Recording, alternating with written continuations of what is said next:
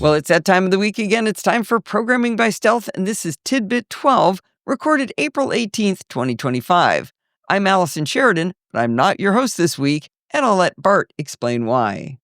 Well, I am joined today not by Allison, and in fact, I'm hosting, not Allison, because I am joined by Helma van der Linden, who is here to tell me about the latest progress on her work redoing my Java or my old Perl library in JavaScript, because xkpasswd has crossed a major milestone. You no longer go to beta.xkpasswd.net. You just go to plain old xkpasswd.net because it is live and it is pretty. Yay! And it works. So thank you, Helma. Yeah, you're welcome. So to give the listeners a little bit of history, xkpasswd was my idea from many years ago. I wrote it up in Perl because many years ago, that was my favorite language. And then it lived on my web server until after my web server became obsolete. And then it eventually went away when my web server actually died. And I knew it needed to be rewritten. And if I had infinite time, I would have done it a decade ago. But I don't, so I didn't. And Helma, you were a fan of the tool. And unlike me, you actually just went, well, why don't I do it? And I was like, oh, please. Thank you. Yes. Yes. And you did. So Yes. This is the power of open source in action, right? So you took my Perl API, translated it to JavaScript, and then recreated a web interface so that it's entirely client-side. So that is the magic of open source in action, which is cool for the community to hear. Yeah, and we already had some feedback from others with pull requests and suggestions. Yeah. So there is a community starting. Indeed. And I guess it's a lot of the tools we've been learning in the main Programming by Stealth are all in action here, right? So the whole thing is hosted on GitHub.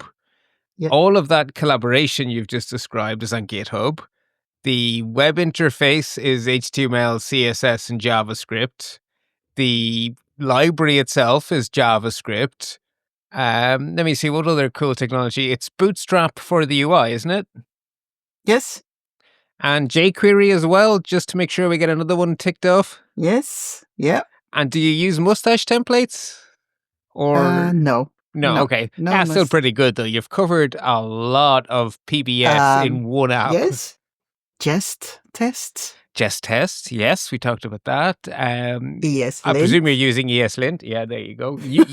You guest appeared with Allison to teach us all ESLint, so thank you for that. Yes, I did. Yeah. And then, of course, in our very most recent arc of Programming by Stealth, I've been talking about GitHub Pages, and that's where this website is hosted. Yes. Yeah. It's not a Jekyll site, but it's still on GitHub Pages.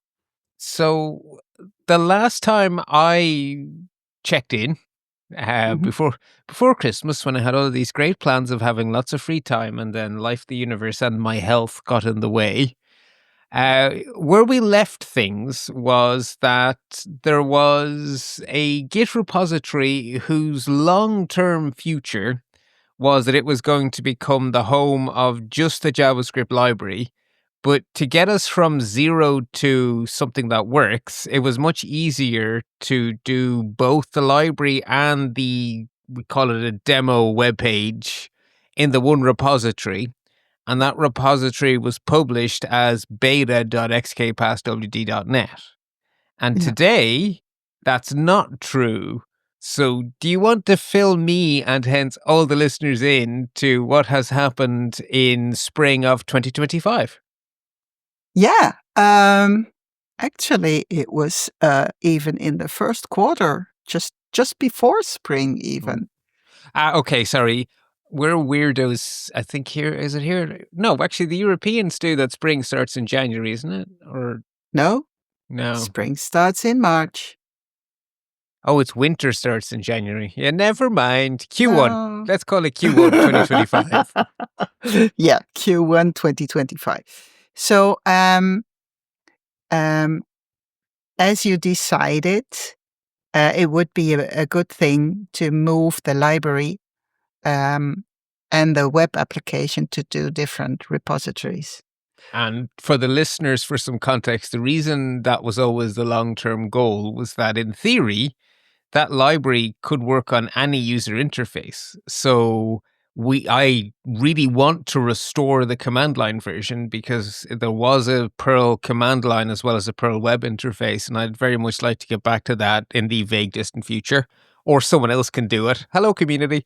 And of course, there's no reason someone else who couldn't bring this into a corporate tool, right? If you have a portal you use within your company to provision accounts, there's no reason you couldn't download just the library to make use of this library to generate your passwords instead of just picking some random numbers and some random letters with, math.random. So there's lots of reasons to have the library on its own, and then the web interface consume the library like, in theory, other people can. Yeah. But to make sure that you can actually use the library without the web application, you actually need to split the repository. Yeah. Yeah. So that was the first thing we had to do. Otherwise, all changes would stall. Which is not good because you're still doing great work fixing bugs and bringing things forward. So lots of healthy activity on GitHub with issues and all that kind of stuff going on. Yeah. So, I must confess it's a bit slow now on my part after this split. Yeah, but come on, take credit for doing an awful lot of work in 2024. Yeah, that's what I did. Yeah. So, I thought we could do this the easy way and just move the files over. Or we could do this the interesting way and try to see if we could move the Git history over as well.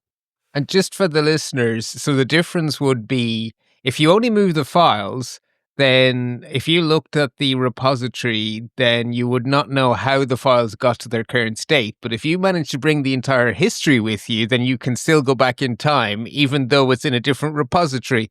So you've brought the present and the past with you, which is kind of cool. Yes. Yeah. So, you want me to tell you how I did? Yes, please. And I don't know, by the way, listeners, I don't know either because Helma did share notes and I should have read them. And then life, the universe, and everything happened this week. And what I thought was going to be a really quiet week was the inverse of a really quiet week. Oh, okay. Yeah, I have some of those. Yeah. I finished work yesterday at 5 o'clock. I closed my laptop and I'm not going to think about it again until Tuesday, when it'll be chaos again. Aha. Do you guys have a second Easter day or just the Sunday? We're very old-fashioned. I get Good Friday and Easter Monday. Oh, wow. No, we don't get Good Friday, but we get Easter Monday. So I also have a long weekend ahead of me. Anyway, let's call the xkpasswd JS repository just the JS repository. That makes it less tedious to explain everything. And just for double clarity, that's the repository in which all the work was started. So it before we start this move, it has all of history. Yes. Right. Yes, from the very first commit of the JavaScript code. And then, of course, there was this www.xkpasswd.net repository, which held the old Perl code for the website, the old website. And then it held a holding page that basically said, we're still working on this, click here for the beta. Yes. So to make it less tedious, let's call that the net repository. Works for me. Okay, so in the end, we will have the JS repository containing just the library and the net repository containing the web app. Perfect. And which would also make sure that once you run the GitHub action, you will get the website from that net repository. Perfect. Okay. So there's another little So- sneak peek. That's another technology you're using we talked about recently on PBS is GitHub Actions. Yes. Yep. And I was glad that I didn't have to write the show notes how to make a GitHub action. You took that all upon you. It was fun for me to learn, I have to say. It's very powerful. Yes, it is. It is. I usually Google and click things together and try umpteen times and then it works. But maybe I should read your notes. Yeah. So, there is one extra thing. Once the repository is split, the JS repository will host the JS doc files on the GitHub pages. Yes. So now they are more or less sneaked into some subdirectory. A little bit hard to find, but they are there, but then they will be more prominent. So that remains to be done, does it? So that's something I can clean up at some stage. Yes. I must admit I forgot to do that. No, that's fine. That's fine. That's the kind of thing that that'll help me refamiliarize myself with the shape of the repository. Might be a fun little project for me. Yeah.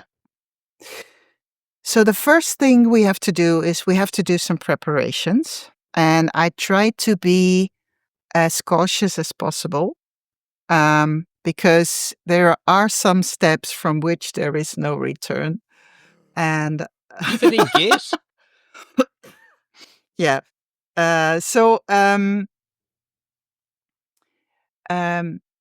The initial idea is to actually split the Git history and keep only the library history in the JS repository and the web app history moved to the net repository. That and I'll makes tell my you, head hurt. That is an amazing bit of surgery. yes. And that also means you will have to rewrite the Git repository, the Git history, so the .git directory and the Right. remote repository. So I thought I would end up with that. And later on, I changed my mind and I'll tell you about it later Okay. on. But to be absolutely sure that I wouldn't mess things up, I decided I'll start with creating a mirror from the JS repository so I can do whatever I want. And then if something goes wrong, I just throw everything away and start over. The joys of Git, right? As long as you have that Yes. full history existing somewhere, you can always just put it back. Yeah. So the first thing we had to do is stop the GitHub action from building the website and updating the website.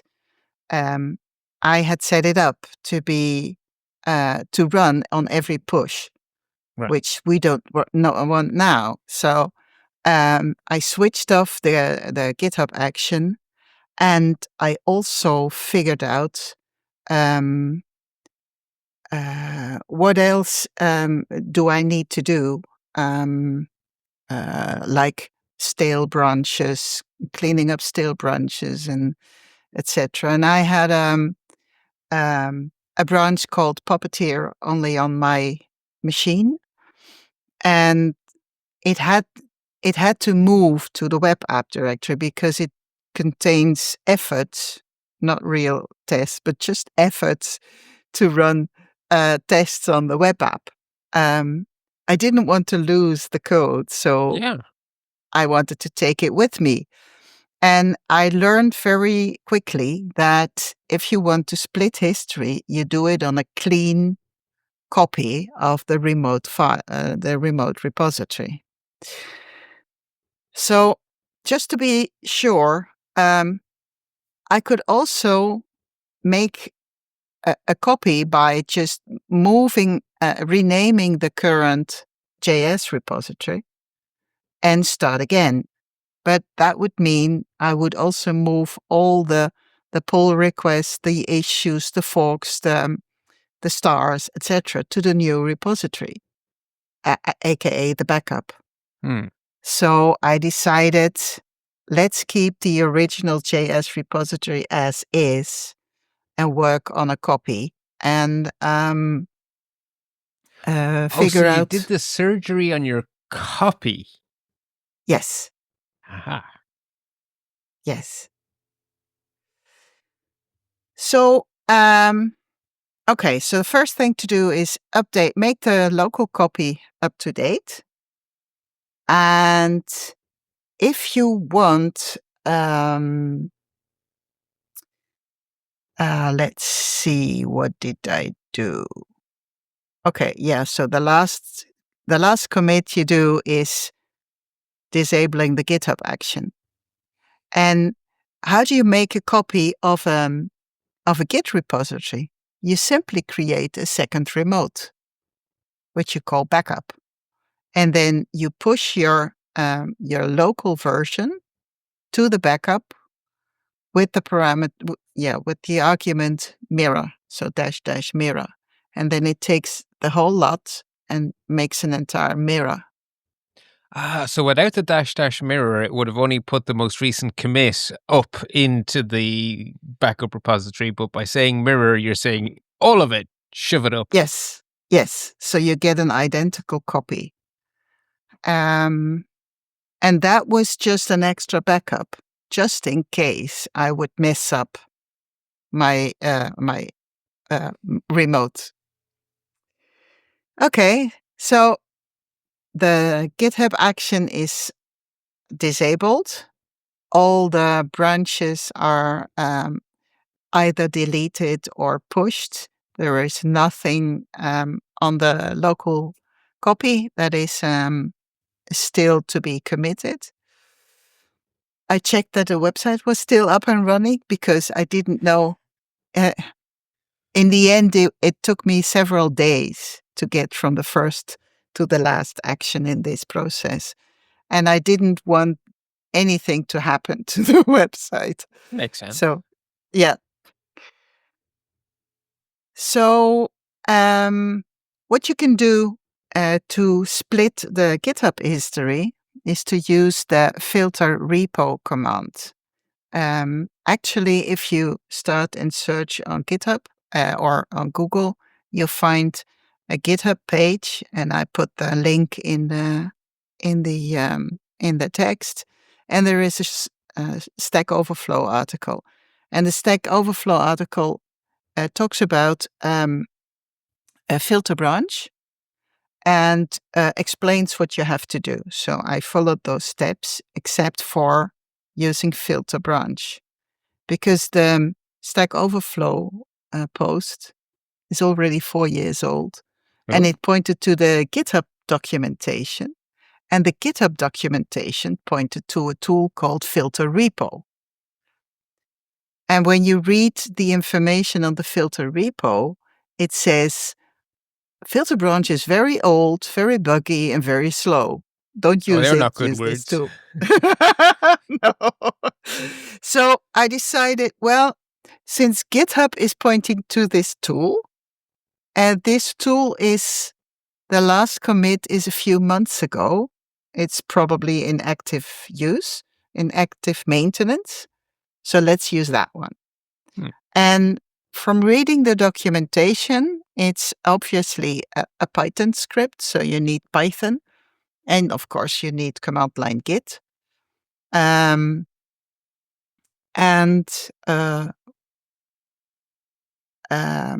So yeah, I checked, do I have these requirements? Yes, I do.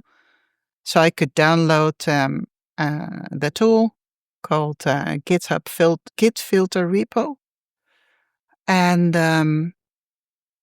so I started off by splitting off the web app.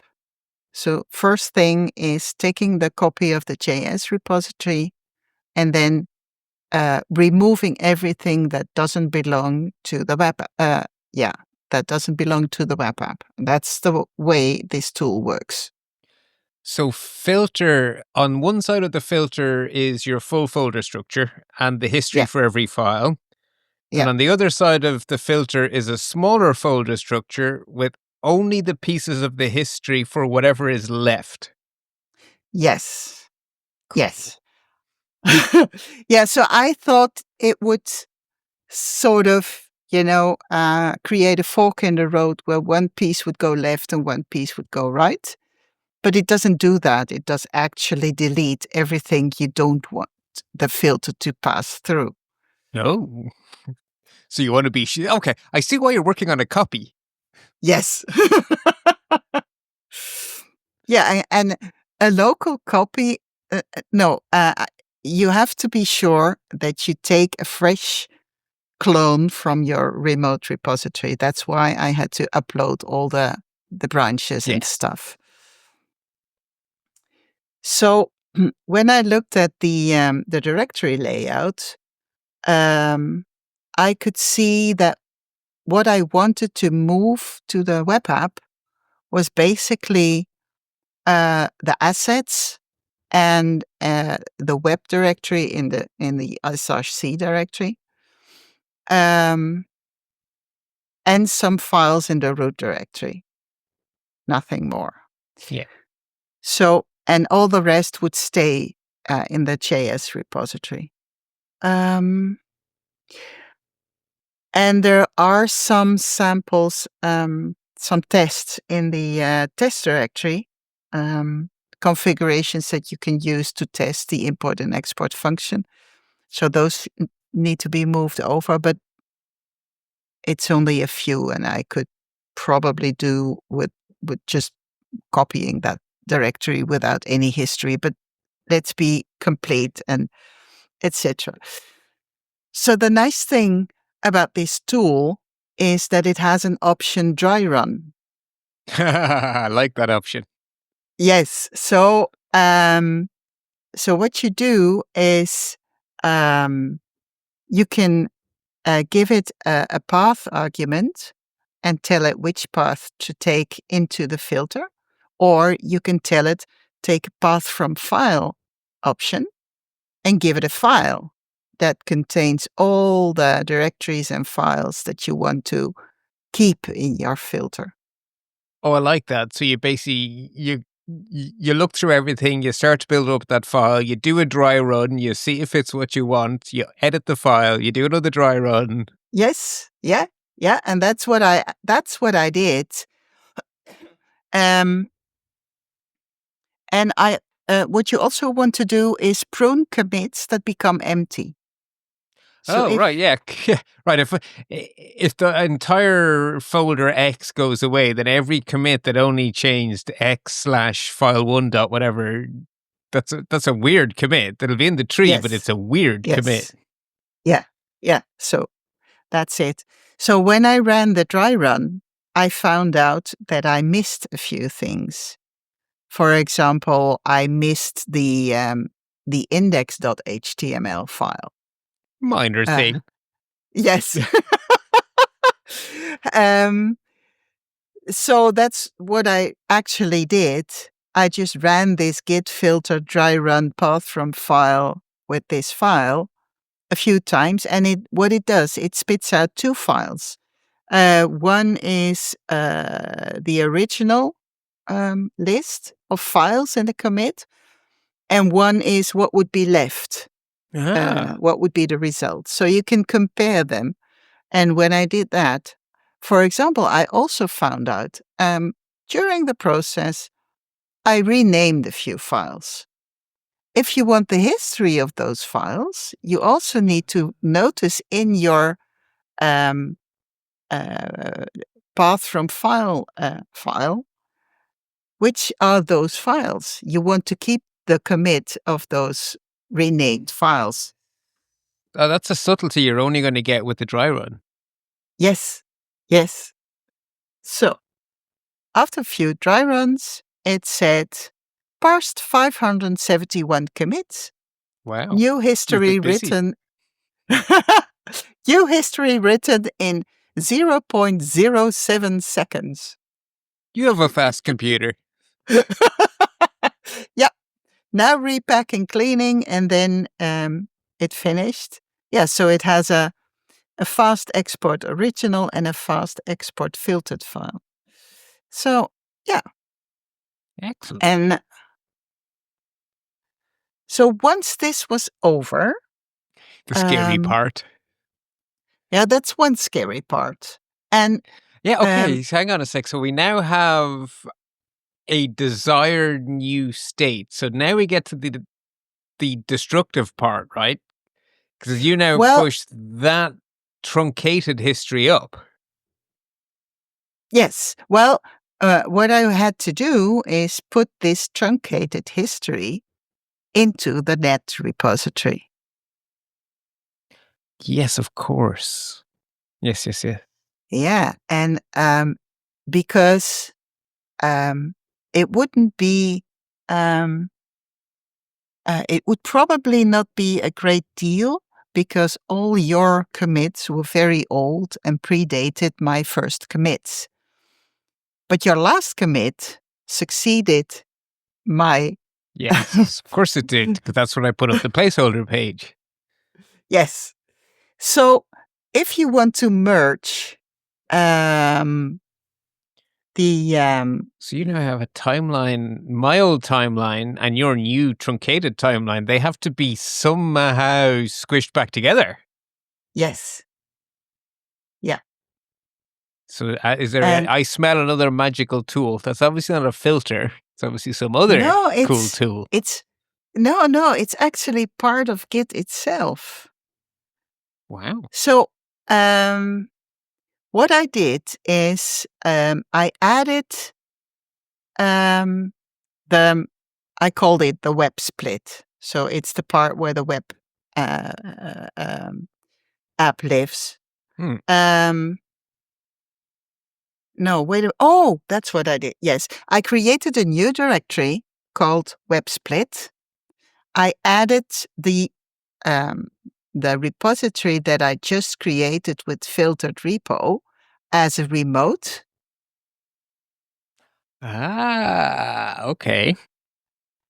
And then I got everything, tags, and I did a prune. And so everything of this split repository came into my my current Right.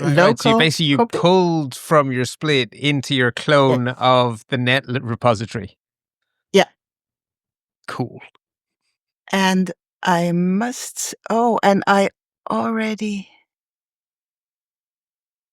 What did I do? Yes, that was... Okay, so I should back up. Okay. So I created a clone of the local a local version of the net repository. Mm-hmm. Then I added this web split as a remote. So it was my filtered version, and I added the remote web split. I fetched everything, tags, pruning, everything. Mm-hmm. And then the magic is git merge web split /main -- allow -unrelated -histories. Yes, I have had to do. I can't remember why I had to do that once before, but basically you don't have to make it fit into the existing tree. It can just become a whole new tree. Well, yeah, but it means it did fit it in, but it told you tell Git that there are unrelated histories, but it's okay. Don't worry. Yes. Yes, it's okay. Add them.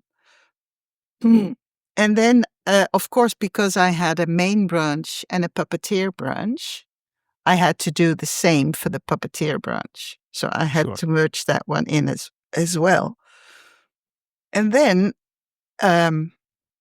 when that was okay, and I checked if all the files were there, and I think I even ran the tests, and no, I couldn't because I only had the web part, so I couldn't run any tests, etc. And then I did the scary thing. I pushed it up to the .NET the net repository. both the main and the puppeteer. And that was it. The web application was split off. So it was now sitting in a folder, so it wasn't on the internet yet, but it was safely in the cloud. Yes, it was already pushed up to GitHub. Perfect. And of course, I had my local version. And then I thought, okay, rinse and repeat with the library part. And then I started, yes. But to make, I was reading up, and then I noticed something about issues. I thought, okay, yeah, of course. There are some issues in the repository, in the JS repository, that belong to the web app part, not to the library part. That makes sense, of course. So first I thought, shall I move all the issues, even the closed ones? And reading up, it would mean I had to reopen them, move them, and close them again. I thought, that's too much of a hassle. No, I mean, it's cool that the entire history of the code has come over, but I think we can draw the line there. I don't think we're being unreasonable to leave the issues where they were filed. True. So I thought, well, let's move the issues that are still open and belong to the web app. And there were about 4 of them. So I thought, that's not too bad. Yes. And the easiest way to do that is with the GitHub CLI tool, the GH tool. Yes. So, of course, the core Git tool doesn't know anything about GitHub issues, but the GitHub CLI is perfectly happy to talk GitHub issues. Yes. So first, you tell the GH tool what the default repository is, which in this case is artificial./xkpasswd. So the .NET, as we're calling it. Oh, so you start by saying the primary is the JS. Okay. Yes. And then you say GH issue transfer number 26, which was one of them, to artificial, and then the net repository. Okay. So you take from the primary to something else you specify. Yes.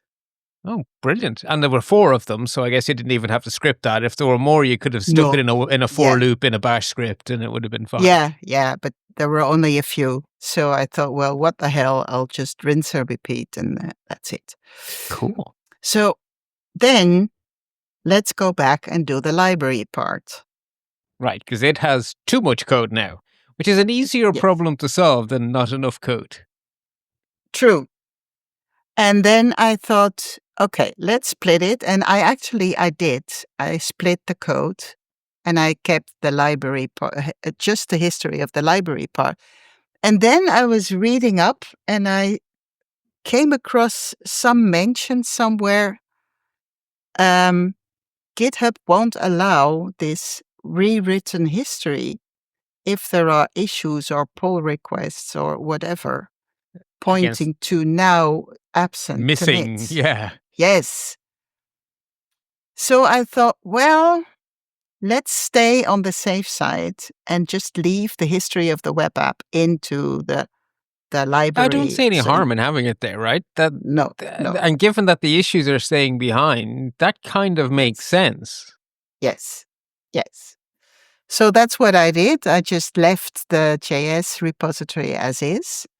And I manually removed all the web app related files. And push, of course. Yeah. And that also prevented the scenario where, for example, you have a clone of the old JS repository. I rewrite the history, push it up to to GitHub. And then you have to reclone that new repository. Because I'm now disconnected. There's no way that a pull could possibly reconnect things. It's like, what? And if you had made commits and didn't push before, then you had to start all over again. It wouldn't be the end of the world, but yeah, this is way friendlier. Yes. And the same goes for the clone, the fork that Alison has made. Right. She would have had to fork again. Oh, And, yeah, forks. Yeah, forks make that really awkward, actually. It's one thing to have a clone, but for all the people who forked it, this is much kinder. Yeah. Yeah. So I left it. And then, of course, I wanted to get the website up and running again. But that meant I had to somehow include the library again. Right. So Yeah. you're either using a GitHub action to pull it in, or you're using a submodule. I don't know what you did, actually, because I didn't have time to read. At first I thought, well, I'll just copy the files. And then I thought, no, because then I have to commit them again. Otherwise, the GitHub action won't find them anymore. So I'll be back to square one. No, I'm not going to do that. Shall I make a symlink to the other repository? No, because the symlink doesn't work in the GitHub action. So, yeah. Shall I build an NPM library? Nah, that's too much work. That is something, by the way, people, that is something on my to-do list in that vague distant future I keep mentioning. But it's a little bit of work to get everything set up on NPM. So it is something I will do, which will make it easier for people to consume the library. But until it's in NPM, you had to do something more manual. Yeah. And then I thought, well, let's try submodules. We just talked about them, after all, on PBS. Yes. And I went into the show notes and checked out what you've written there. And I thought, okay, that sounds cool. And I've been using Git submodules in the past. So I was familiar with how it worked.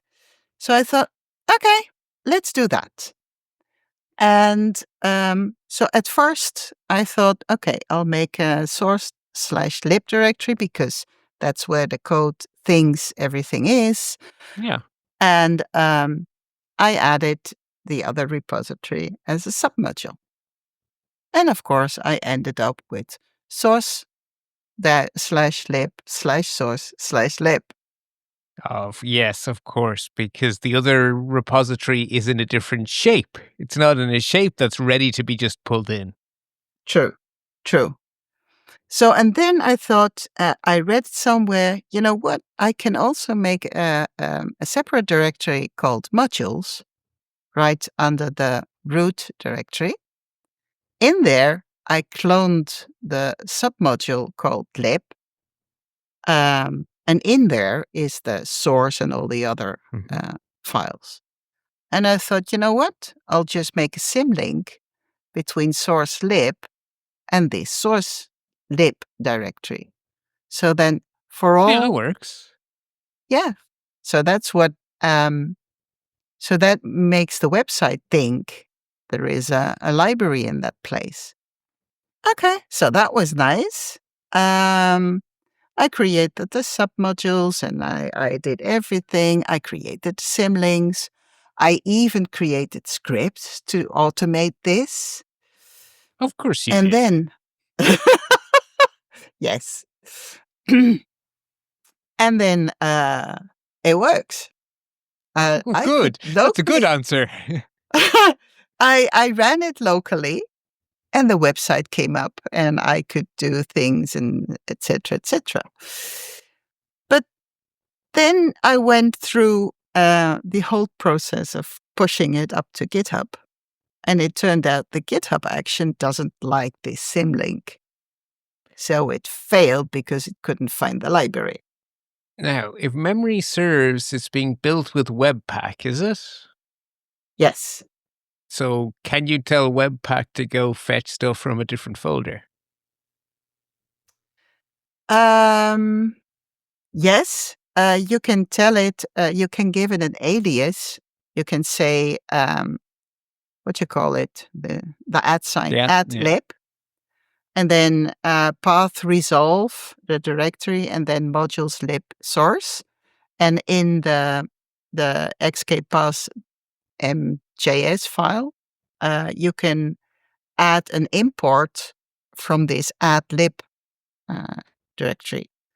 So, no, actually, in the index file, of course, you take the entry file from the lib directory. So you import from add lib rather than from lib. Okay, that makes sense. That's a minor change, and that worked. And then that also meant I didn't have to make a symlink anymore. Right, because Webpack was doing the work instead of the symlink. Yes. And this, by the way, listeners, is another reason we discussed Webpack earlier on in the series, because it's a tool designed to abstract away these annoying realities of what it's like to really develop an app and just bundle the bloody thing. Yeah. So, and then I activated I had already activated the GitHub action, but I had activated it by pushing a manual button. So I could now make it connect back automatically. To push. Yes. Yeah. And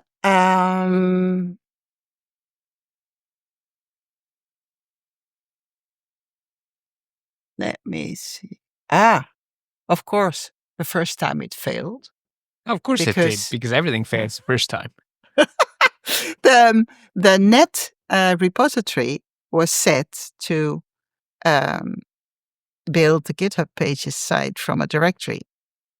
And of course, I had a GitHub action, so I had to change the settings.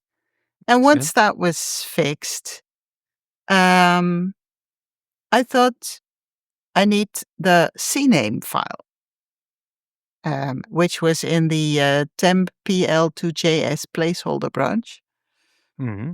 And I thought, let's cherry pick that one. Right. Another nice feature of Git.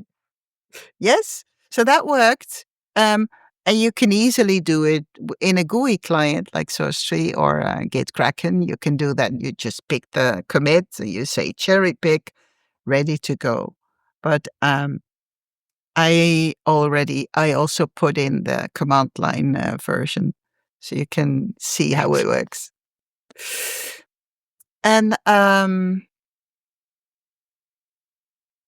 pushed that one and it worked. It was on the www.xkpasswd.net. And there we had our new website. Yes. Yeah. And then I had to do a little bit of fixing to get the beta to redirect to it, which is my total contribution to this entire story. Yes. Well, I had to clean up. Otherwise, you would find remnants all over the place. So I removed the backup repository of the JS website, that repository that I created but never used. Which is good to have. Which is good to have, yes, of course.